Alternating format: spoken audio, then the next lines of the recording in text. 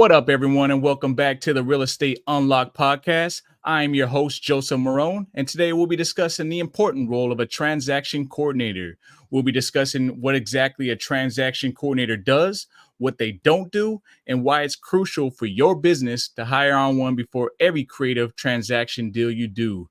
Now, there are many transaction coordinators out there, but I thought if we're going to do this, we got to do this right. We can't just bring on any transaction coordinator. We need to bring on the transaction coordinator. So if you will, everyone, please allow me to welcome today's special guest to the show, Jennifer Cortes. Jennifer is not just a transaction coordinator, but she's also an investor herself alongside her husband, Irving Cortes, which is also a sub-2 student. Jennifer is the proud owner of Finish Line, which is her own transaction coordinator company that she built from the ground up and currently houses 14 employees and growing. Welcome, Jennifer. How are you doing today? Thank you so much, Joseph. I'm doing great. Thank you so much for having me. Nah, not a problem, not a problem. So I just want to kick everything off because, transaction coordinator seems to be like such a misunderstood topic. And so thank you for allowing us to shine some light on this today. So Awesome. yeah, with that being said, can you just start by telling us a little bit about yourself and your background and how you got started in the real estate industry? Yeah, definitely. So I have about 10 years or so in management. We were following Pace Morby and Jerry Norton on YouTube for about a year before we actually joined Sub 2. My husband was like, let's join Sub 2. I was like, why would we want to do that? I'm like, Pace gives a whole bunch of free information online. On YouTube for free. Why do we have to join? But honestly, that was the best thing I've ever done because that's how I learned to become a transaction coordinator. So for some people that don't know what a transaction coordinator is, it is somebody that is going to be on your side, on your team, pretty much coordinating the whole deal from start to finish. They're going to be looking at all the paperwork, make everything is correct, and making sure that the deal closes the way that you wanted it. I always tell people, yes, you can still work an attorney. You can still work with a title company, which we still do. We coordinate along with them. Think about it as just having another set of eyes. Okay. So with that being said, how long have you been in sub two now? So we signed up for sub two, I believe it was January this year. So about 10 months at this point. Oh, going on 11 months. 10 months. Are you kidding me? So in 10 months, you already have your own company and 14 employees? Yes, definitely. That's Yeah, when I started this, I started to get really busy and I was like, okay, I think it's time, to start adding people and having them help me. that's got to be scary to start your own company, right? Just to kind of, and then especially to grow 14 employees that fast. How are you doing it so fast? Yeah, so thankfully, I do it along with my partner, Jay Holder. He's part of Sub 2 and Gator as well. So we actually started together teaching each other. So he was teaching me Gator and I was teaching him how to do creative. And then from there, we just, started to work together and it developed into a partnership. So having the both of us doing it together has really helped. Awesome. So, okay, so you kind of told us a little bit about what a transaction coordinator does. What about the things that transaction coordinator doesn't do? Like, give us some things that people commonly misunderstood or misunderstand about the role of a transaction coordinator. Yeah, definitely. One of the biggest things that I hear, we're not replacing your attorney. So we're not providing you with legal advice. We're not drafting certain documents, legal documents, like a promissory note, a contract, or anything like that. We're really that support person alongside of you. And, of course, we review those and we provide feedback because, people are human and there could be some things that need to get tweaked on those documents. So that's the biggest thing that I always hear. um we're not negotiators, so if you have a deal, we can't like tell you how to negotiate. We could tell you, like, give you some feedback just based on like what we see a lot of investors do within the community. So those are like the two biggest things that I hear quite a bit. Okay, so let's say I get my deal right now, right? What would be my next step? Should I open escrow myself or should I reach out to you guys? What's the step once we get the deal? Yeah, I always tell people as soon as you get the contract, you definitely want to get a transaction coordinator from the very beginning. Let us do everything from beginning to end. That's opening escrow, coordinating the title searches and things like that. I do sometimes get clients where like we're jumping in the middle of it, and that's fine. We can still do it. It just becomes a little bit harder when you have you things and what hasn't and things like that. So the earlier the better. Okay, that makes sense. Okay, so what's like the typical timeline of a real estate transaction? Like when does a transaction coordinator come into play? Do they just come in right at the beginning and how long does it typically take? Is it 30 days, 45 days? Yeah, so we like to come in at the very early stages of the transaction. I always tell people if this is a sub two transaction, really, account for at least 30 to 45 days. And I know that it may sound like a lot, and sometimes people say, oh, well, it's just sub two, it should be quick. Yes, in Mhm. theory, it should. But when we're dealing with title companies and attorneys, a lot of times the delays are on their end, right? Title searches can take about 7 to 10 business days, depending on the state. And of course, their response times take a little bit longer. So, can we close deals in as little as 2 weeks? We've done it. It is a challenge, but just normal timeline 30 to 45 days. Okay. So, what would you say the key responsibilities of the TC during the entire transaction? Can you walk us through that for a little bit? Yeah. So number one is when we get the contract, the very first thing we do is we look at the contract. We make sure the numbers make sense based on the conversation that we had. So first thing is we're going to have a consultation with you and say, hey, what's going on with this deal? Is the seller getting anything at close? Is there an agent involved? And things like that. So we get as much information from you, and then we look at the contract to make sure that everything is captured based on the conversation that we had.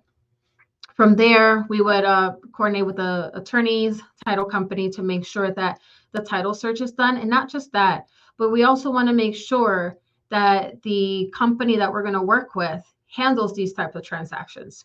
Because oftentimes, maybe at some point they were handling creative deals and then they've decided that they no longer are going to do them. So really finding out early on if they do still handle these type of transactions. We also coordinate, with everybody involved in the transaction. So the agent, the seller, if you have an end buyer, if you're wholesaling it, we're gathering documents from each of these parties to make sure that the deal gets done correctly at the end of the day. And then if you're doing a sub two, there's also a set of documents that you're going to need to have access to the mortgage, the insurance, power of attorney, and things like that, which it's kind of worrisome when I hear people say that they're going to TC their own deal because these documents have to be done a certain way. Right. Yeah, a lot of I times, sorry. no. Sometimes when I've seen these documents, they're not completely filled out, and that could be very concerning because if they're not filled out completely, by the time they get to the mortgage or the insurance company, they're not going to take them. Yeah, I personally would never like try to TC my own deal. Like I would be lost with the paperwork. Like I gotta give kudos to you guys where it's due. Um, I didn't really understand myself like how much was actually involved with the transaction coordinator, like all the contracts and everything. So, like with that being said, like what's like all the paperwork and documentation that's involved with the transaction coordinating? Yeah, so I think I talked a little bit about it. So when you're doing a sub two, you need to have access to the mortgage and the insurance company, right? When you're taking over someone's mortgage, they want to make sure that the person that they're speaking to, the seller has authorized for you to do so, right? So there's a POA that's involved with that. And then you also want to notify the mortgage and the insurance company of the changes. So your mailing address, your name, like they need to have all of those things on a record for you to get the best outcome as possible. If not, you're going to be chasing the seller down after the fact. And I mean, think about it. Once the seller is done, they wipe their hands clean. They don't want to hear anything else, and they don't want to be, bugged about anything. They got their money and they're done. So those are part of the documents that are needed for just a creative deal, and that's not even touching, on the topic of like other types of deals like a novation and things like that. So us knowing the type of deal that you're working on, we know exactly what paperwork you're going to need to have the best outcome possible. Great, great. One thing I did want to, because I know this got brought up in one of our deals, as far as pulling title and getting title insurance, is that legal with a sub two deal? Because I've been told by some people that it isn't. Some people say it is. What's your thoughts on that? Yeah, it's absolutely legal. You want to get title insurance. So here's the thing with title insurance. What is title insurance, right? Title insurance is this title company or this attorney pulls the title and they say title is clean or certain exceptions came on the title report. I am insuring me as a title company or the attorney my work, my title search. So you have to be very careful and you have to make sure that the company or attorney that you're working with it offers that, because if you don't get title insurance and something comes up later down the line, someone comes out of the woodworks and claims that part of the land is owed to them and things like that, you can always go back and use your title insurance to protect you in those situations. So you absolutely want to have that, and it's very important to ask early on if this company or attorney offers that, because they don't tell you. They Right. will get from beginning to end, close the deal, and then something happens. You're like, oh, did I get title insurance? And then you find out that they didn't offer it. So, very important to know. Right. So it is important to pretty much know which title companies work with sub two transactions, correct? Because what I'm saying is like some title companies they don't offer title insurance for sub two deals. So it's important that we kind of know which title companies we're working with, so we have like a go to list, correct? Absolutely. Okay. And then so earlier you kind of were talking about other people involved with the transaction. What role do you play in coordinating with various parties involved with the transaction, such as like the buyers, the sellers, agents, lenders, and title companies? Yeah, I mean, I would say we're here to protect all parties, right? Um, Kind of like just a neutral third party. In some instances, we're a neutral fourth party, but we're making sure that everybody's protected, right? That the seller, um, let's say it's a sub two, that they're going to get protected in the deal, and that the end buyer is going to get everything that they need so that they can, close on the deal and not face any issues. So we're really like that extra person just making sure that all the pieces come together. We're literally like the glue to a transaction. I love that analogy that you just said because it does make perfect sense. So I know you've pretty much, not every deal has kind of been a smooth transition. So do you mind sharing us like an example of like a challenging or a complex transaction that you've handled and how you managed it? Yeah, sometimes it happens. Unfortunately, you can say so, it's a simple sub two, but it doesn't always end up that way. There's always things that can pop up. Maybe on one of the deals that we're working on, for some reason when they did the title search, the mortgage came up twice on there. So it's as if it's a first and second lien position, but it's not. It's just one. It was just an error that came up on title. So what happens in that situation?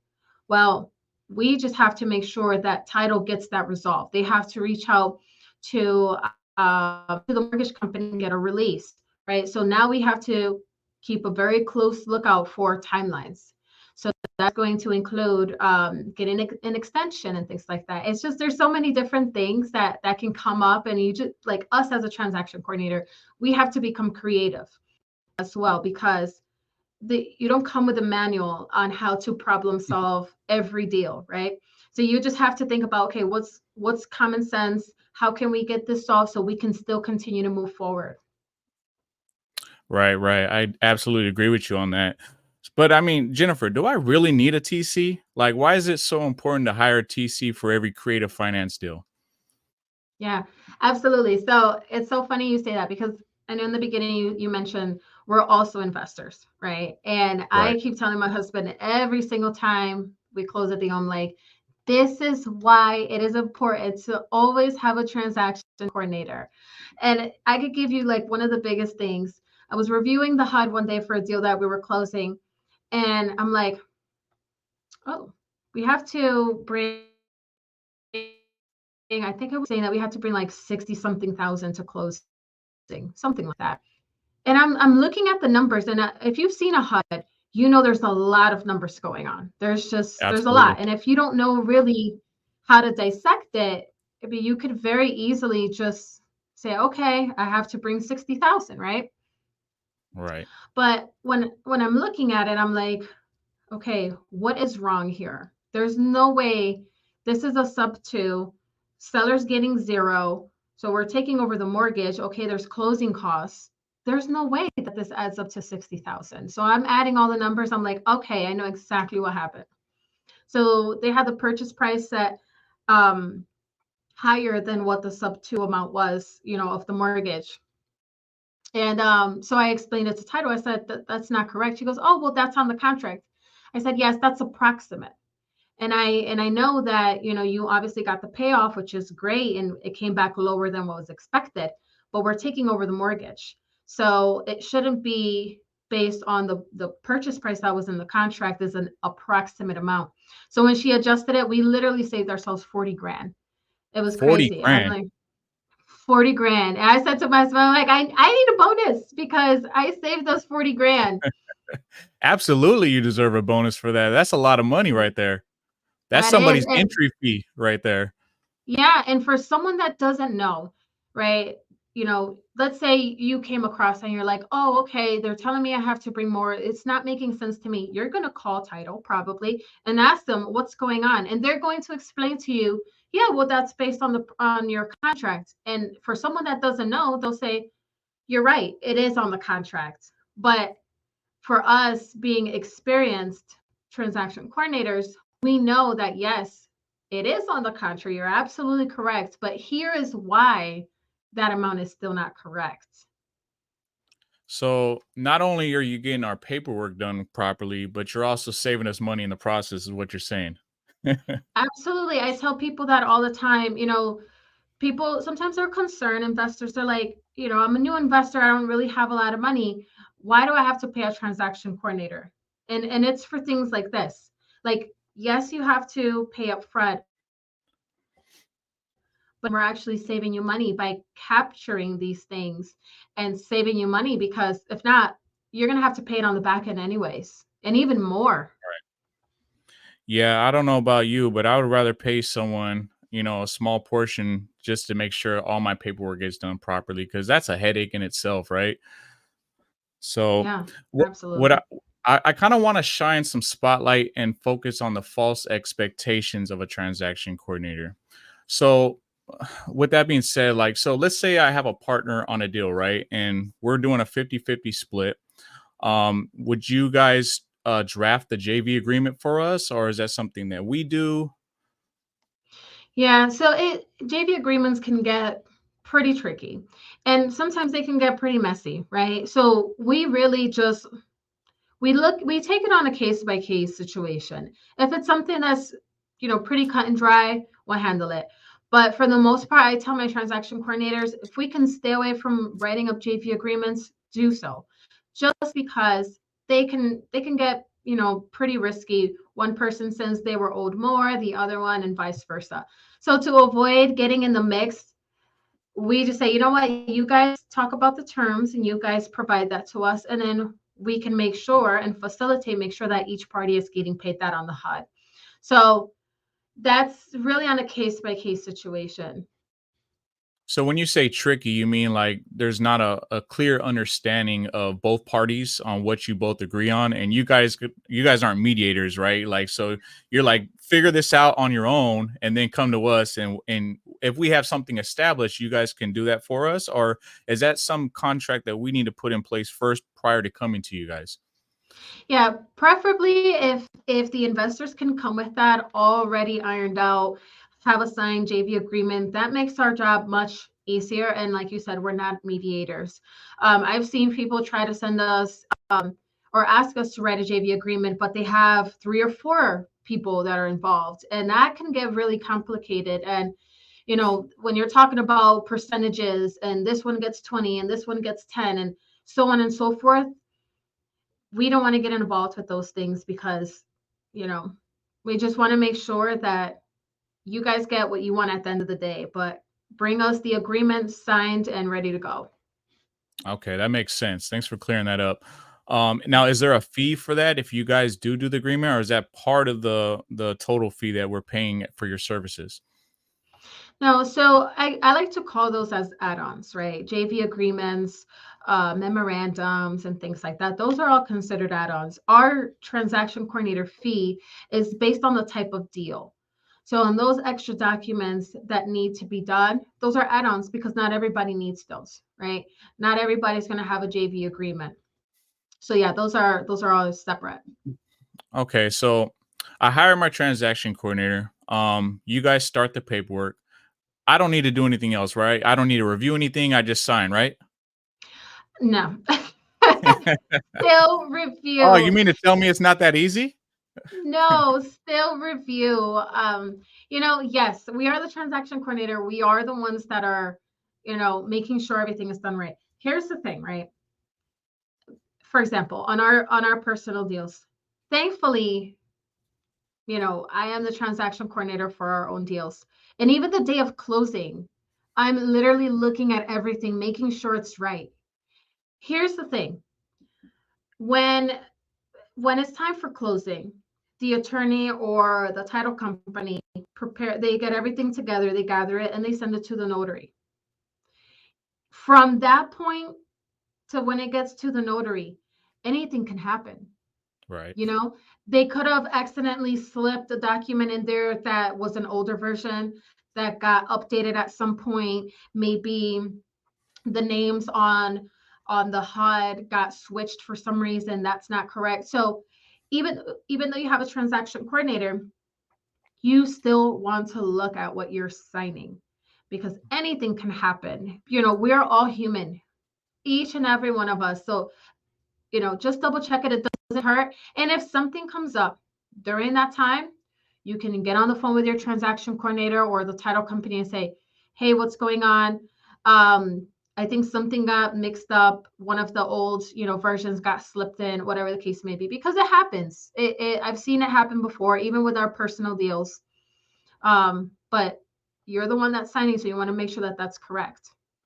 Yeah, I always double check, make sure all the T's are crossed and all my I's are dotted, right? Mhm. Because, yeah, I understand you guys do an important role and you guys make sure that you got our back on the transaction. But, having several set of eyes on the paperwork, I might catch something you didn't catch. But yeah, I absolutely agree with you. I Mhm. think some people think that, hey, I hired this transaction coordinator. All I got to do is just sign now. So I just wanted to make sure we touched on that. But let's say the deal falls through and I already had hired you, do I get a refund? So unfortunately, no, and this is the reason why. As a transaction coordinator, we get paid by the file. And from the moment that you pay and you sign the service agreement, we get started, right? We're starting on the sub two documents, we're reaching out, we're gathering documentation from the seller, the buyer, and things like that. So if the deal falls through, that means we're losing out on money as well because we only collect 50% up front, right? So if the deal falls through, I always tell people the last 50% we waive, but that initial 50% you paid is non-refundable because that covers the time that we spent on the deal. Right. So but I also say this. It kind of depends, right? Because if the deal falls through, like you brought me a deal and tomorrow it falls through and we haven't even started anything, in that situation, I'm like, you know what? I'll give you the refund because in this situation, it didn't get far, it didn't get anywhere, right? But typically we don't do any refunds or anything like that to cover our time. Okay, so you guys require a 50% down deposit right when you start the process, right? So that portion is non-refundable, but if we don't close, obviously the other portion is not charged. Is that correct? Correct. Yep. Okay. Okay, great. Now we all know like the final steps, the last couple weeks of closing is the most nerve-wracking, and that's where I really feel your guys' true value comes into play. Can you walk us through the final steps of closing?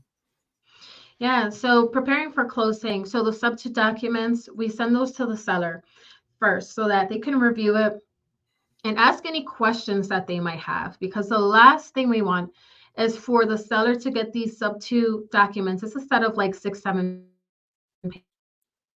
pages. Sometimes like what is going on. So we make sure we send those to them, ask them if they have any questions. Then we send it to title or the attorney, and we make sure that a notary is going to be available for that day to get those signed and notarized. We're also asking for the HUD to review it. Once we put our eyes on it and we ask, for all the corrections to be made, then from there we send it to our client and say, hey, just take a look at the HUD, make sure you review and approve it, and we're good to go. Okay, that's great info. Okay. So one of the things I did, when preparing for this interview, I wanted to kind of give the Facebook community a voice, if you will, and I wanted to make sure that if they had any questions that they can ask, since we're doing the whole interview, I wanted to make sure that if there was any questions, I wanted to address them. And one of the questions, I really liked the question, so I wanted to bring it to your attention. It was a Facebook post by the name of Houston Beckett, and I'm sorry if I butchered your last name. But his question was, how does an executory contract and a straight substitute differ in paperwork? Is it done in escrow or before? Yeah, so in an executory contract, what it is just how the deed is going to be handled, right? In a typical sub two, the deed is going to be in the buyer's name at the end of the day, right? But in an Right. executory contract, is there's no changing. It's going to stay in the seller's name. So as far as paperwork wise, there really isn't a difference on paperwork. And I know why it could get kind of confusing because you hear executory contract, you're like, that's a totally different contract, right? But honestly, as long as you put it in the terms and conditions, you're fine. And as long as that's communicated with the title and the attorney's office multiple times, because sometimes they still get confused or they still miss it. You'll end up with an executory contract, which is just the deed stays in the seller's name. Awesome. Thank you for answering that question for us. So I kind of want to take a second to shout out Amanda Spinney and personally thank you for introducing us. For those who don't know, Amanda is my TC, and we had a few hurdles and we encountered on our last deal. And I'm not exactly sure how I would have overcome them without her. She's awesome. Yes, she We had is. I don't know if you're aware of what happened, Jennifer, but we had an issue with title company. They wanted to put my full name alongside my LLC, my holding company, on the recorded deed, completely exposing me and putting me at risk for piercing the corporate veil. With the help of Amanda and a few others, we were able to overcome that, and we got a signing resolution in place. And we had someone sign on my behalf of my LLC, and with doing so, we were able to just put the LLC itself on the deed and not my name. So she was awesome, and we also had a couple other things that we had to hurdle around, but she was able to pivot those and go the extra mile. So thank you for introducing us. Yeah, absolutely. I love Amanda. Yeah, right now she's our lead TC, and she participates in training the new TCs that come onto our team. But she is a rock star. I absolutely love her, and she is also an investor. Her and her husband. So Yes. she knows exactly. She's very experienced. She knows exactly what's going on and how to pivot quickly and things like that. Yeah, I couldn't agree more. She absolutely is a rock star. So thank you again. And for all those watching, I would love to recommend her, but she's too busy working on my deals, so I'm sorry. I'm kidding. I'm kidding. I'll recommend her. But yeah. With that being said, Jennifer, is there anything that we didn't cover here today that you feel is important and should be covered? I just want to make sure that after watching or listening to this episode, that anyone watching this doesn't leave here with still unanswered questions. Yeah, I think one of the most common questions I get is, um, well, if I'm a new investor, do I still need a transaction coordinator? Yes, like experience level does not matter whether you're working on your first deal or if you're working on your 10th deal. It doesn't matter. And even more, you being a new investor, you definitely want to have a transaction coordinator because we can help educate you on the process, understand the back end, and how things are done from beginning to end. And we also save you time. So if you're an experienced investor that, this is your 10th deal, 20th deal, we're going to save you time so you can keep focusing on finding the next deal and not have to worry about the paperwork or the communication and gathering things from each party. We handle all of that. So experience level does not matter. It could be your first deal. We are here to help you. Absolutely. I 100% agree with that. Anything else that we're missing that we should cover? Just that we work in all 50 states. We also have people on the team that speak Spanish. So if you guys need help on any of your deals and your seller is a Spanish speaker, we can absolutely help you as well.